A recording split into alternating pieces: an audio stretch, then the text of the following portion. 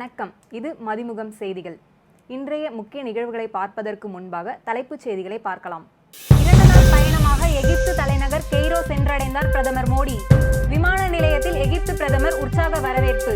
செந்தில் பாலாஜிக்கு நேரு விளையாட்டு அரங்கத்திலா அறுவை சிகிச்சை செய்ய முடியும்? எதிர்க்கட்சி குற்றச்சாட்டுக்கு அமைச்சர் மா சுப்பிரமணியன் பதிலடி. அமைச்சர் செந்தில் பாலாஜி அவசர சிகிச்சை பிரிவில் இருந்து தனி அறைக்கு மாற்றம். உடல்நிலை சீராக உள்ளதாக காவேரி மருத்துவமனை நிர்வாகம் தகவல். சாதி ரீதியாக ஏற்பட்ட பிரச்சனையால் மூடப்பட்ட கோயில்களை மீண்டும் திறக்க நடவடிக்கை. அமைச்சர் சேகர் பாபு பேட்டி. கணவன் வாங்கும் சொத்தில் மனைவிக்கு சம பங்கு பெற உரிமை உண்டு. மனைவி பணியை கணவர் பணியோடு ஒப்பிட முடியாது. சென்னை உயர்நீதிமன்றம் தீர்ப்பு. அமெரிக்கா பயணத்தை முடித்துக்கொண்ட பிரதமர் மோடி 2 நாள் பயணமாக எகிப்து தலைநகர் கெய்ரோவுக்கு சென்றடைந்தார். அமெரிக்காவில் அரசுமுறை பயணம் மேற்கொண்டுள்ள பிரதமர் மோடி வாஷிங்டன் டிசி நகரிலிருந்து கெய்ரோவுக்கு விமானம் மூலமாக சென்றடைந்தார். தனது பயணத்தின் போது எகிப்து உயரதிகாரிகளுடன் பேச்சுவார்த்தையில் ஈடுபட்ட அவர் இருதரப்பு நல்லுறவை மேலும் வலுப்படுத்துவது தொடர்பாக விவாதித்தார்.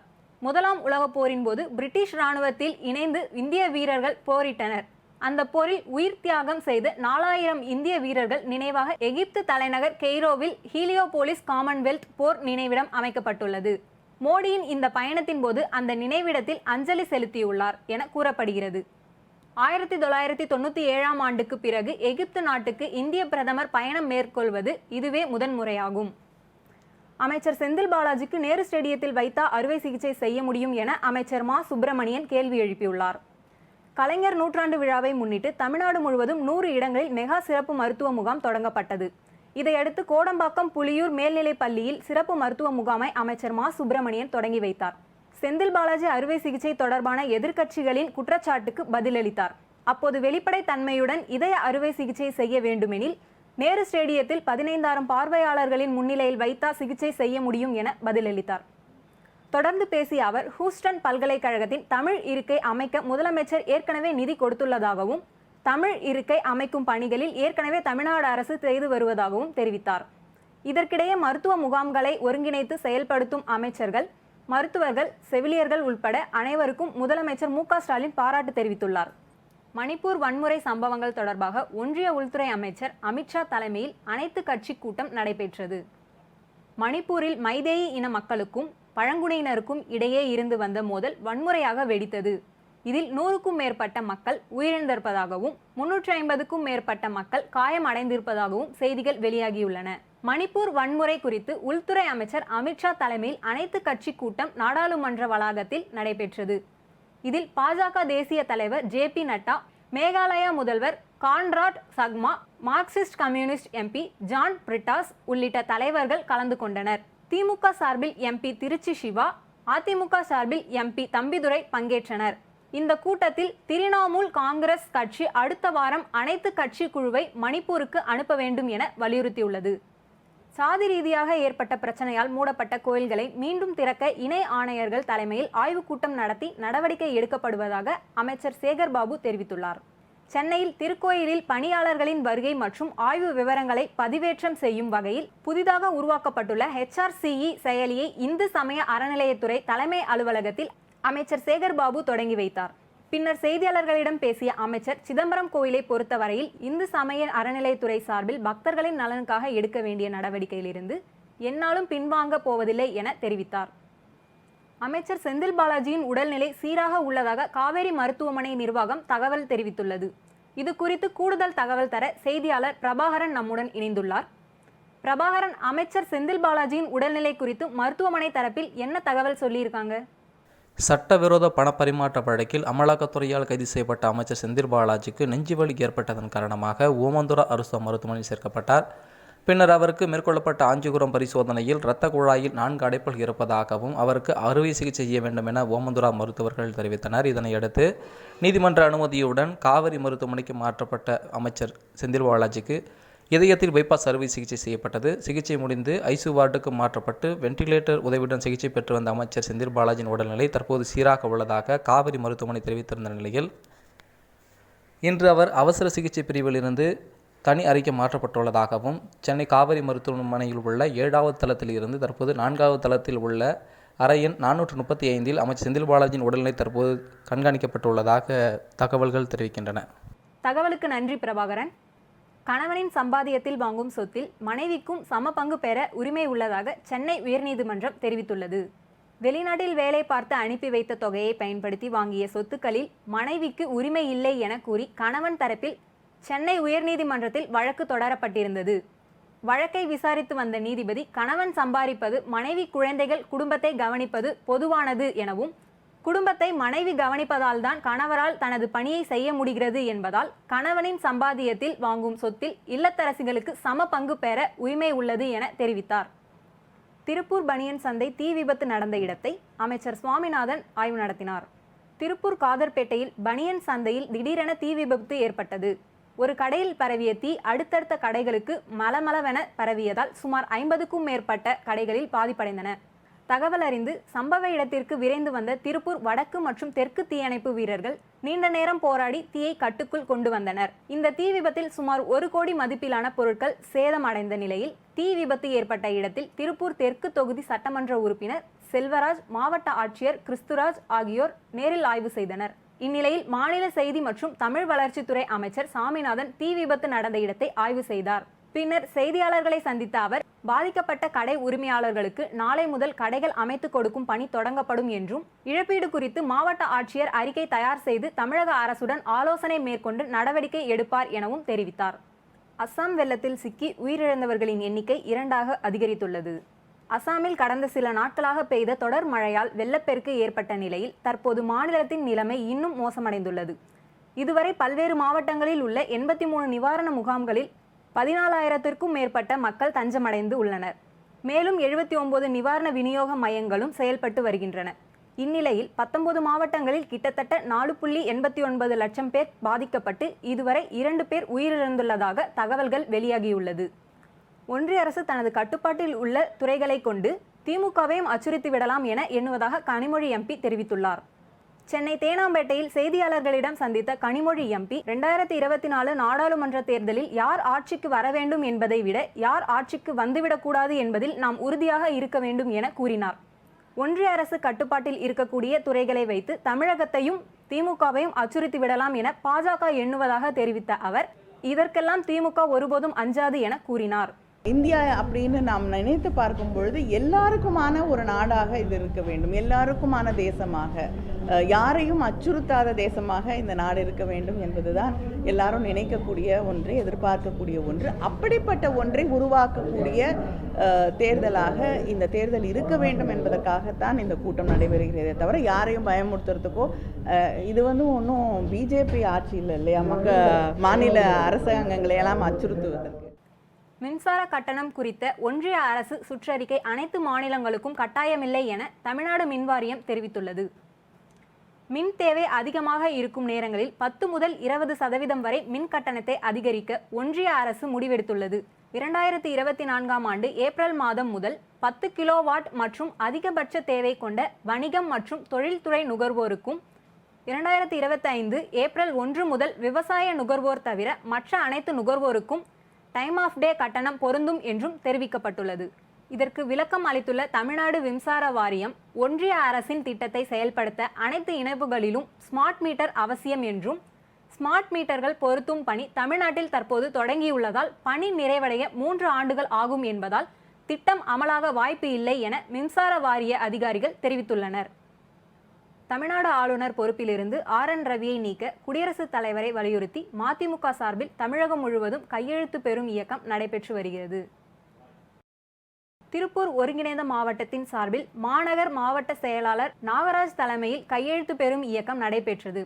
இதில் மதிமுக அவைத்தலைவர் ஆடிட்டர் அர்ஜுன்ராஜ் கலந்து கொண்டு கையெழுத்து இயக்கத்தினை துவக்கி வைத்தார். RN ரவி அவர்கள் தமிழருடைய நலனுக்காகவும் தமிழர்களுடைய பண்பாடு கலாச்சாரத்தையும் எதிர்த்து எல்லா வேலையிலும் செய்து வருகிறதுனால அவரை தமிழகத்திலிருந்து அப்புறப்படுத்த வேண்டும் என்பதற்காக மதிமுக சார்பிலே 2 நாட்களுக்கு முன்பாக ஐயா நல்லக்கண் அவர்களுடைய தலைமையிலே எங்களுடைய தலைவர் வைகோ அவர்களுடைய முன்னிலையிலே கையெழுத்து இயக்கத்தை நாங்கள் ஆரம்பித்தோம். அதன் தொடர்ச்சியாக எல்லா மாவட்டங்களிலும் கையெழுத்து இயக்கத்தை மறுமலர்ச்சி திராவிட முன்னேற்றக் கழகம் கூட்டணி கட்சிகளின் உதவிகளோடு மக்களின் உதவிகளோடு நாங்கள் செய்து கொண்டிருக்கின்றோம். அந்த வகையிலே இன்றைக்கு திருப்பூரிலே ஒருங்கிணைந்த மாவட்டம் 3 மாவட்டங்களும் சேர்ந்து இன்றைக்கு கையெழுத்து இயக்கத்தை நாங்கள் நடத்துகின்றோம். இந்த ஆளுநர் எல்லா விதங்களிலும் தமிழர்கள் நலனுக்கு எதிர்ப்பாக இருப்பதால் சீக்கிரமாக அவரை அப்புறப்படுத்த வேண்டும் என்று கையெழுத்துக்கள் வாங்கி ஜனாதிபதிக்கு நாங்கள் அனுப்ப இருக்கின்றோம். அதேபோல் புதுக்கோட்டை பழைய பேருந்து நிலையத்தில் மதிமுக சார்பில் மாவட்ட செயலாளர் கலியமூர்த்தி தலைமையில் கையெழுத்து இயக்கம் நடைபெற்றது. இதில் திமுக, காங்கிரஸ், கம்யூனிஸ்ட் உள்ளிட்ட பல்வேறு கூட்டணி கட்சிகள் கலந்து கொண்டு கையெழுத்திட்டு சென்றனர். திருப்பத்தூர் மாவட்டம் ஆம்பூர் வருவாய் அலுவலகம் முன்பு நகர மதிமுக சார்பில் நகர செயலாளர் ரவிக்குமார் தலைமையில் கையெழுத்து இயக்கம் நடைபெற்றது.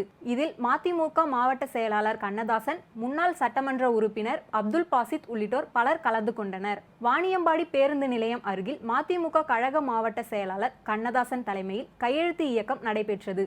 இதில் வாணியம்பாடி நகர கூட்டுறவு வங்கி தலைவரும் நகர திமுக செயலாளர் VS சாரதிகுமார் கலந்து கொண்டு கையெழுத்து இயக்கத்தை தொடங்கி வைத்தார். திருச்சி ஸ்ரீரங்கத்தில் மாநகர மாவட்ட மதிமுக சார்பில் கையெழுத்து இயக்கம் நடைபெற்றது. இந்நிகழ்ச்சியில் கழக பகுதி செயலாளர் மனோகரன், தலைமை செயற்குழு உறுப்பினர் முஸ்தபா, பொதுக்குழு உறுப்பினர்கள், திருவரங்கம் மற்றும் நிர்வாகிகள் திரளான கலந்து கொண்டு சிறப்பித்தனர். தமிழ்நாட்டில் பல்வேறு மாவட்டங்களில் நடந்த நிகழ்வுகளை நம் தமிழ்நாடு பகுதியில் பார்க்கலாம்.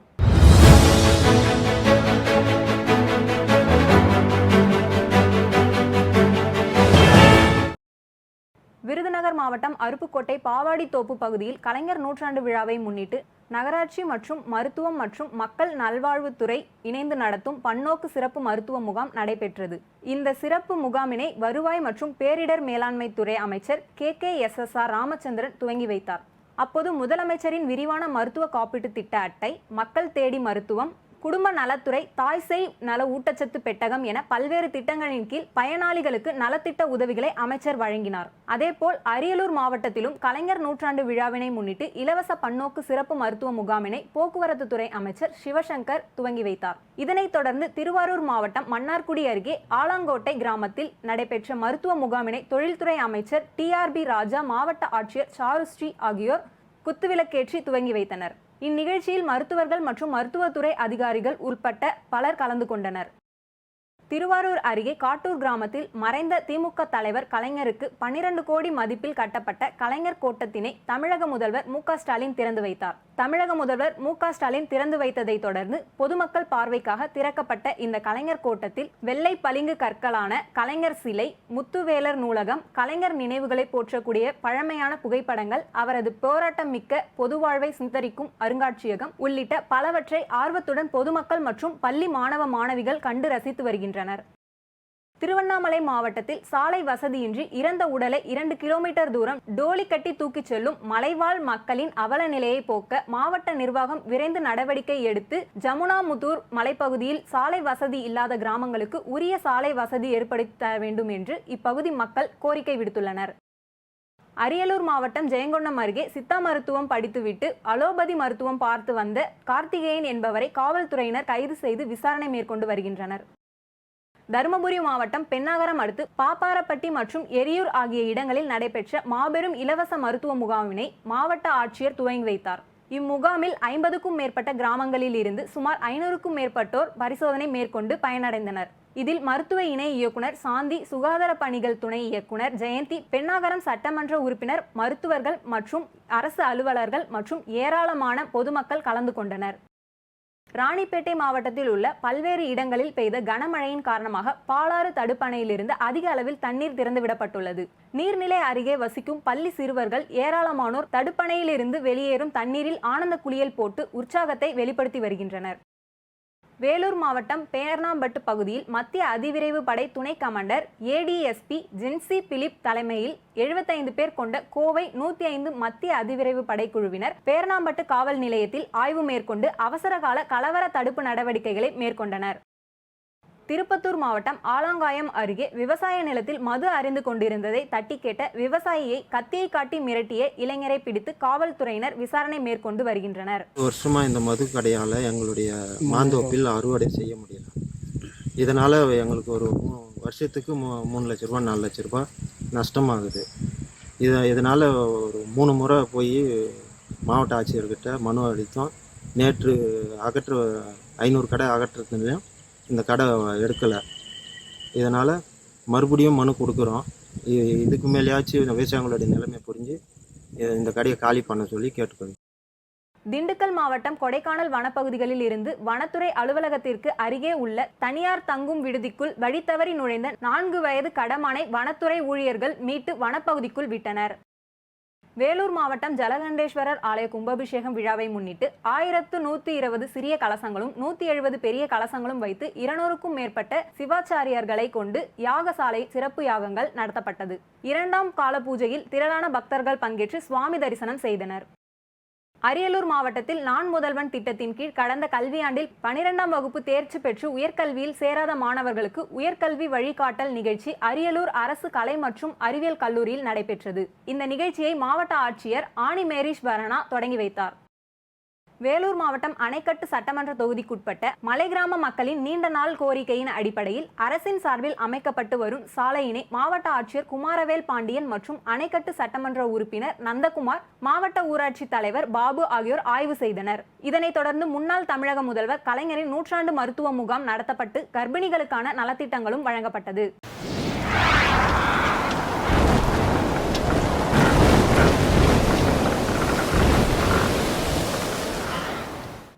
தமிழ்நாட்டில் ஜூன் 28ஆம் தேதி வரை மிதமான மழை தொடர வாய்ப்புள்ளது என இந்திய வானிலை ஆய்வு மையம் தகவல் தெரிவித்துள்ளது. மேற்கு திசை காற்றின் வேக மாறுபாடு காரணமாக ஜூன் 28ஆம் தேதி வரை தமிழ்நாடு, புதுச்சேரி மற்றும் காரைக்கால் பகுதிகளில் ஓரிரு இடங்களில் இடி மின்னலுடன் கூடிய மிதமான மழை பெய்யக்கூடும் எனவும், சென்னையில் அடுத்த 2 நாட்களுக்கு ஒரு சில இடங்களில் மழை பெய்யக்கூடும் எனவும் வானிலை ஆய்வு மையம் தெரிவித்துள்ளது. சென்னையில் 22 கேரட் ஆபரண தங்கத்தின் விலை சவரனுக்கு 80 ரூபாய் உயர்ந்து 43,640 ரூபாய்க்கு விற்பனை செய்யப்படுகிறது. தங்கம் விலையில் அவ்வப்போது ஏற்ற இறக்கம் காணப்பட்டு வரும் நிலையில் தங்கம் விலை சற்று அதிகரித்துள்ளது.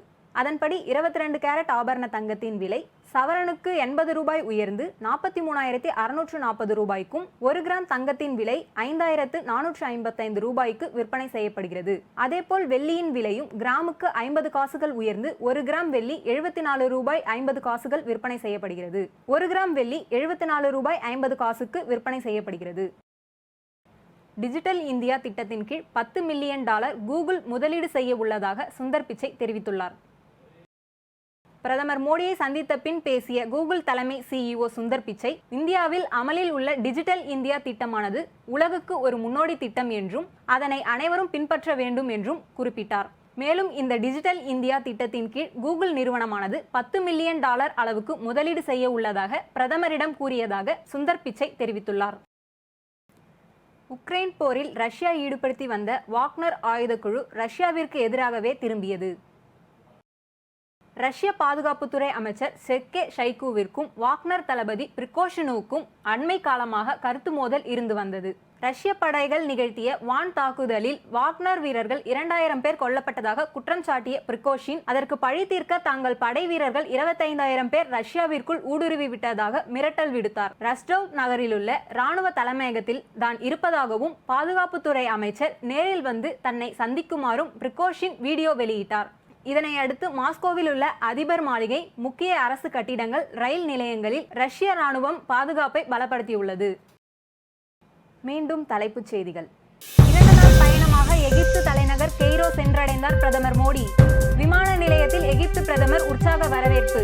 செந்தில் பாலாஜிக்கு நேரு விளையாட்டு அரங்கத்திலா அறுவை சிகிச்சை செய்ய முடியும்? எதிர்க்கட்சி குற்றச்சாட்டுக்கு அமைச்சர் மா சுப்பிரமணியன் பதிலடி. அமைச்சர் செந்தில் பாலாஜி அவசர சிகிச்சை பிரிவில் இருந்து தனி அறைக்கு மாற்றம். உடல்நிலை சீராக உள்ளதாக காவேரி மருத்துவமனை நிர்வாகம் தகவல். சாதி ரீதியாக ஏற்பட்ட பிரச்சனையால் மூடப்பட்ட கோயில்களை மீண்டும் திறக்க நடவடிக்கை. அமைச்சர் சேகர் பாபு பேட்டி. கணவன் வாங்கும் சொத்தில் மனைவிக்கு சம பங்கு பெற உரிமை உண்டு. மனைவி பணியை கணவர் பணியோடு ஒப்பிட முடியாது. சென்னை உயர்நீதிமன்றம் தீர்ப்பு. இத்துடன் செய்திகள் நிறைவடைந்தன. மீண்டும் செய்திகள் இரவு 10:30 மணிக்கு. மேலும் செய்திகளை தெரிந்து கொள்ள மதிமுகம் பிரைம் யூடியூப் தளத்தில் இணைந்திருங்கள்.